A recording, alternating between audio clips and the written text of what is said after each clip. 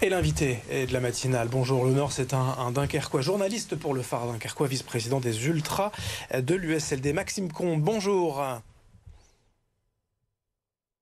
Merci d'être avec nous ce matin pour nous présenter ce match, présenter surtout les forces de l'effectif dunkerquois. Euh, pour vous, c'est quoi? Juste un match de Coupe de France noyé dans ce beau parcours de Ligue 2 ou vraiment une belle opportunité surtout de prouver que Dunkerque a aujourd'hui sa place dans le foot régional?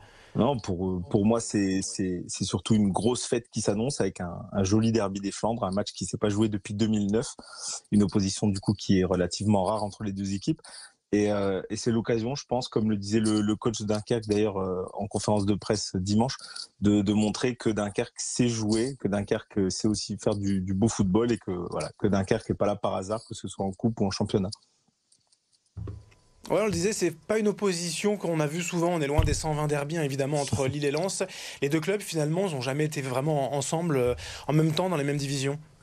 Oui, alors ou alors j'étais pas né, ou alors j'étais pas né. Voilà, les deux clubs ont sans doute disputé des championnats ensemble dans les années 80-90, quoi. Mais Dunkerque a chuté en 96, je crois, de Ligue 2 pour chuter jusqu'en CFA2 à l'époque, donc la N3 aujourd'hui. Donc c'est vrai que ça fait un certain temps que les deux équipes se sont pas jouées. Quand ils se jouent en championnat, c'était pour jouer la réserve du LOSC. Moi, quand j'ai commencé à suivre cette équipe, on jouait Lens, Lille, mais c'était les réserves en CFA. Et voilà, donc hormis 2009 et ce match de Coupe de France qui s'était joué à l'époque à Calais et qui avait tourné court puisque Lille s'était imposé 3-0 avec un certain Eden Hazard à l'époque, hormis ça, voilà, les équipes se sont pas rejouées depuis. Bon, avant justement de présenter les forces aujourd'hui de cette équipe, de cet effectif de Dunkerque, les oppositions avec toi, Hamza, en plateau. Hein, on le dit, ça n'arrive pas très souvent. Un Lille-Dunkerque, de rares rencontres officielles ces 50 dernières années. On a plus l'habitude de voir les Lille-Dunkerque en match amical de pré-saison plutôt qu'en rencontre officielle.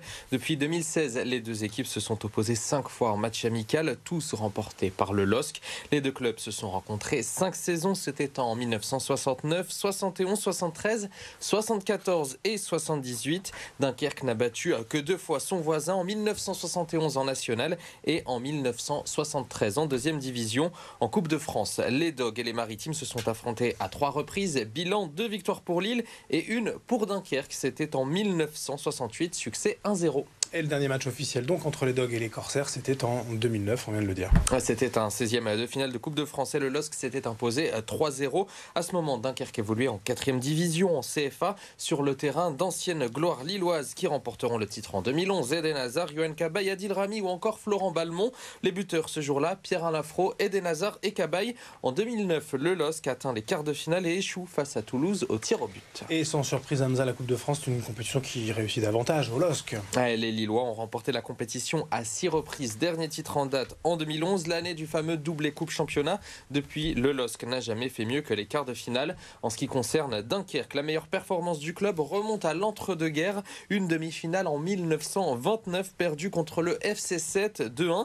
La dernière fois que les Corsaires ont atteint les huitièmes de finale de la Coupe de France, c'était en 1978. À eux de créer l'exploit pour marquer un peu plus l'histoire du club. Et l'histoire à écrire ce soir à 19h. Merci Hamza. On est avec Maxime Combe, un journaliste pour le Phare Dunkerquois, vice-président des Ultras de Dunkerque. Maxime, question aussi concernant l'effectif actuel. Quel est le joueur à surveiller côté lillois?